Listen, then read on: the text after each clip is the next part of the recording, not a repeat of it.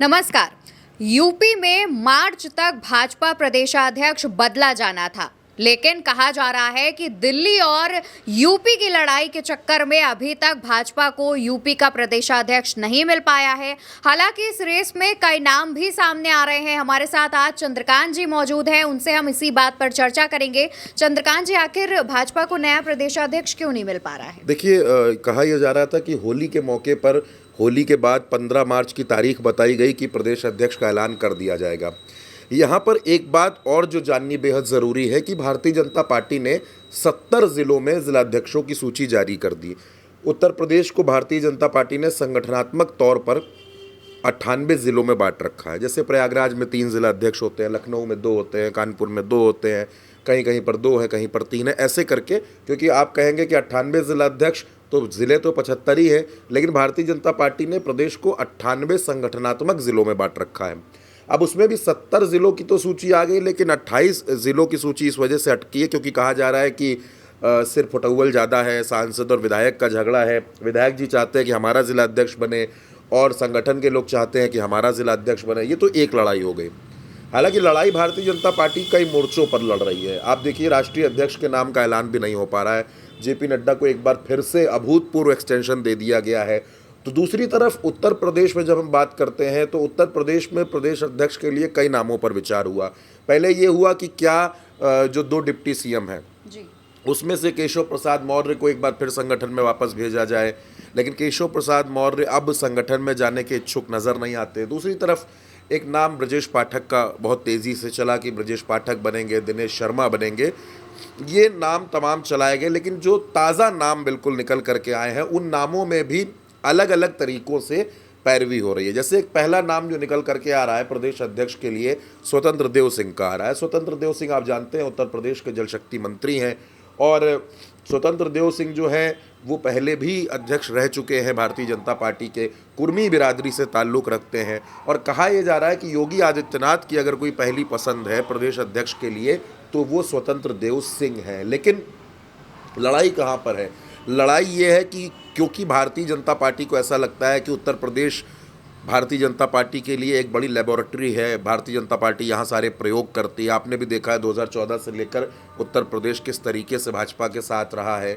ऐसे में अमित शाह की अगर पसंद पूछी जाए तो क्योंकि अमित शाह उत्तर प्रदेश में खासा इंटरेस्ट लेते हैं, उत्तर प्रदेश के प्रभारी भी रहे हैं, सुनील बंसल को उन्होंने लंबे वक्त तक यहाँ रखा है। कहा यह जा रहा है कि अमित शाह की पसंद है हरीश द्विवेदी। हरीश द्विवेदी सांसद रह चुके हैं बस्ती के, लेकिन इस बार बस्ती से वो चुनाव हार गए। कहा जा रहा है कि हरीश द्विवेदी का नाम प्रदेश अध्यक्ष के लिए अमित शाह की पहली पसंद के तौर पर है। लेकिन यहाँ देखिए, यहाँ सिर्फ पसंद से काम नहीं चल रहा है, क्योंकि उत्तर प्रदेश में इस वक्त जो पॉलिटिक्स चल रही है, अखिलेश यादव ने पूरे तरीके से दलितों के मुद्दे को कैप्चर कर रखा है। रामजी लाल सुमन के मसले पर समाजवादी पार्टी अटैकिंग मोड पर है। आपने देखा राम गोपाल यादव, शिवपाल यादव, ये सब आगरा में रामजी लाल सुमन के घर पहुँचे और इन्होंने कहा कि जिन लोगों ने हमला किया है, करणी सेना के लोगों ने, अगर कार्रवाई ना हुई तो हम आंदोलन करेंगे। पहली बात तो भारतीय जनता पार्टी को लगता है कि क्या हम किसी दलित को प्रदेश अध्यक्ष बना सकते हैं। अगर दलितों में प्रदेश अध्यक्ष की बात की जाए तो रामशंकर कठेरिया का एक नाम चल रहा है कि दलित कोटे से उनकी लॉटरी खुल सकती है, वो प्रदेश अध्यक्ष बन सकते हैं। क्योंकि भारतीय जनता पार्टी के पास उत्तर प्रदेश में दलित नेताओं की बड़ी कमी है जी। अगर आप दलित नेताओं की बात करें तो एक नाम कौशल किशोर का सामने आता है। कौशल किशोर मोहनलालगंज के सांसद रहे, लेकिन वो मास लीडर नहीं है। दूसरा नाम प्रियंका सिंह रावत के नाम की चर्चा हुई, प्रदेश महामंत्री भी है, बाराबंकी की सांसद रही हैं। लेकिन रामशंकर कठेरिया का नाम दलित नेताओं के तौर पर सबसे आगे, सबसे मजबूती के साथ बढ़ाया जा रहा है। इसी के साथ निषाद समाज से एक नेता आते हैं, बाबूराम निषाद। बाबूराम निषाद के नाम की भी चर्चा चल रही है कि उनको भी प्रदेश अध्यक्ष की कमान मिल सकती है अगर निषाद चेहरे पर हम लोग मुहर लगाते हैं तो। और एक नाम है जो लोधी बिरादरी से है, बड़े करीबी हैं अमित शाह के भी, मोदी जी के भी, बीएल वर्मा। बीएल वर्मा का नाम चल रहा है कि अगर लोधी समाज से, क्योंकि कल्याण सिंह की जो लेगेसी है, कल्याण सिंह की जो विरासत है, जो लोधियों को उन्होंने जिस तरीके से भाजपा से जोड़ा, वैसा कोई नेता भारतीय जनता पार्टी के पास है नहीं।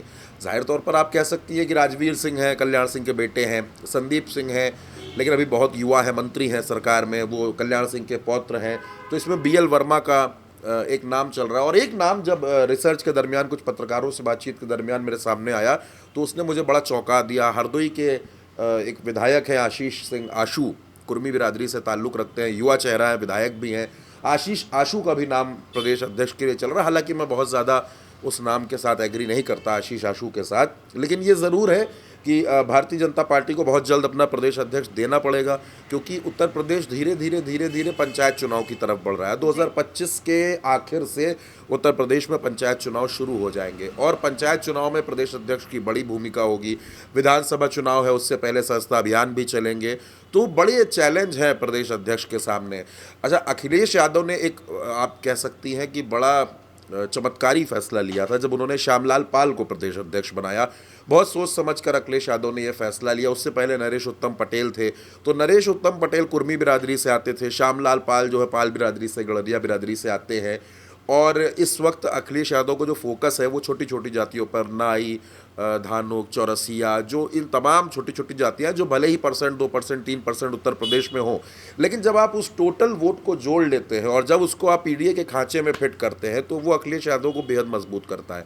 भारतीय जनता पार्टी जानती है कि हमने ठाकुर मुख्यमंत्री बना रखा है, हमने ब्राह्मण को डिप्टी सीएम बना रखा है, बैकवर्ड को डिप्टी सीएम बना रखा है, तो ऐसे में प्रदेश अध्यक्ष अगर हम दलित दे देते हैं तो मायावती का जो वो वोट है, जो चंद्रशेखर का वोट है, और वो वोट जो अखिलेश यादव के पास जाने की कोशिश कर रहा है या 2024 के चुनाव में गया भी है, उसको हम तोड़कर अपने पाले में ला सकते हैं। और ये जाहिर सी बात है, देखिए दलितों को साधे बिना भारतीय जनता पार्टी के लिए 2027 आसान नहीं होने वाला है।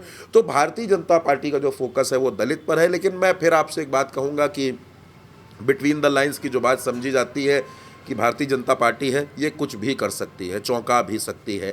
तमाम तरीके की अटकलें मुख्यमंत्री को बदले जाने को लेकर, एक डिप्टी सीएम के फॉर्मूले पर चलने को लेकर चल रही हैं। ये भी कहा जा रहा है कि उत्तर प्रदेश में मंत्रिमंडल विस्तार भी होना है।